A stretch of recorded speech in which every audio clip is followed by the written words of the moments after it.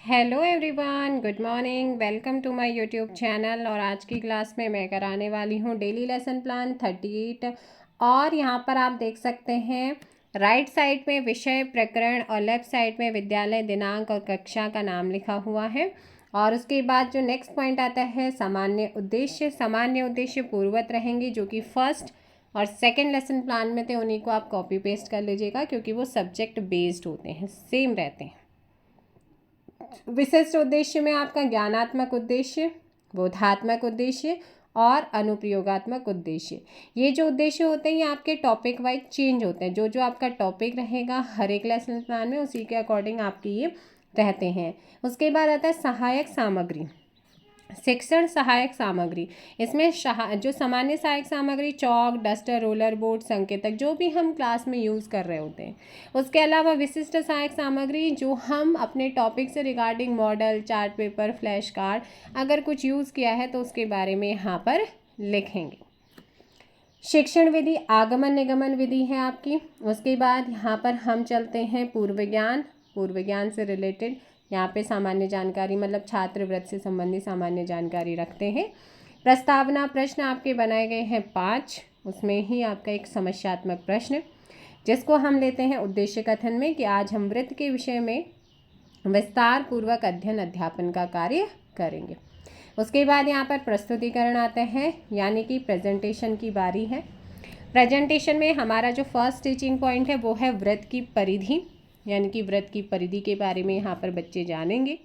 फिर यहाँ पे जो शुरुआत होगी वो विकासात्मक प्रश्न से ही होगी। छात्राध्यापिका क्रिया जो होगी वो विकासात्मक प्रश्न से। फिर उसके बाद आपका समस्यात्मक प्रश्न बनता है। समस्यात्मक प्रश्न में यहाँ पर आप देखेंगे, उसके बाद आपका उसी समस्यात्मक प्रश्न की व्याख्या होगी, यानी कि स्पष्टीकरण होगा।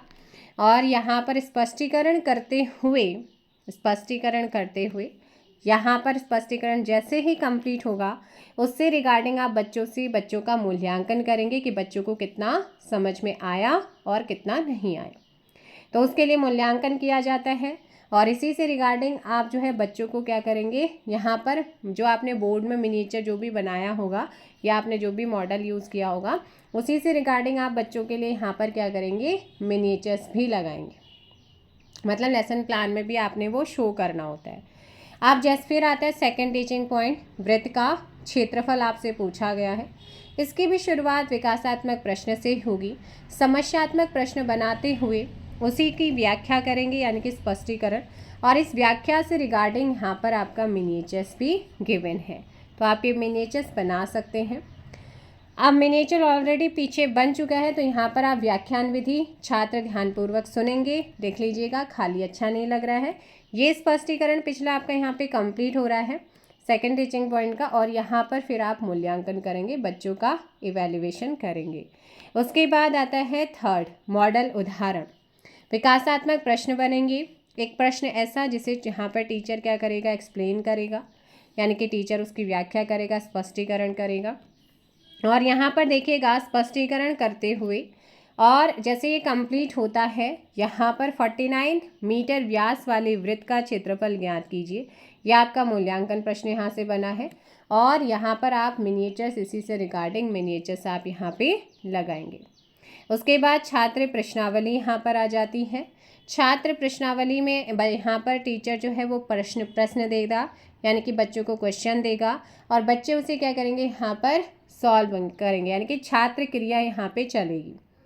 उसके बाद यहाँ पर आ जाता है पुनरावृत्ति प्रश्न। पुनरावृत्ति प्रश्न में आपने जितना जो कुछ पढ़ाया है आप उसी से रिगार्डिंग बच्चों से क्वेश्चन पूछेंगे। अब ये क्वेश्चन वेरी शॉर्ट हो सकते हैं, ये क्वेश्चन रिक्त स्थान हो सकते हैं, सही गलत हो सकते हैं, ऑब्जेक्टिव्स हो सकते हैं।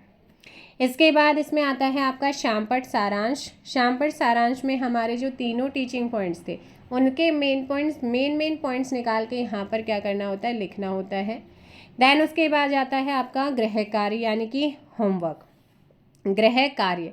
अब यहाँ पर आप बच्चों को गृह कार्य देंगे जो को आज आपने पढ़ाया है अपने तीनों टीचिंग पॉइंट्स में, आप उन्हीं से रिगार्डिंग बच्चों को कुछ क्वेश्चंस होमवर्क में देंगे। उसके बाद रेफरेंस ज़रूर लिखिएगा। रेफरेंस है क्लास 8 की मैथ्स की जो पाठ्य पुस्तक है NCERT की, उसी से इसे रेफरेंस लिया गया है।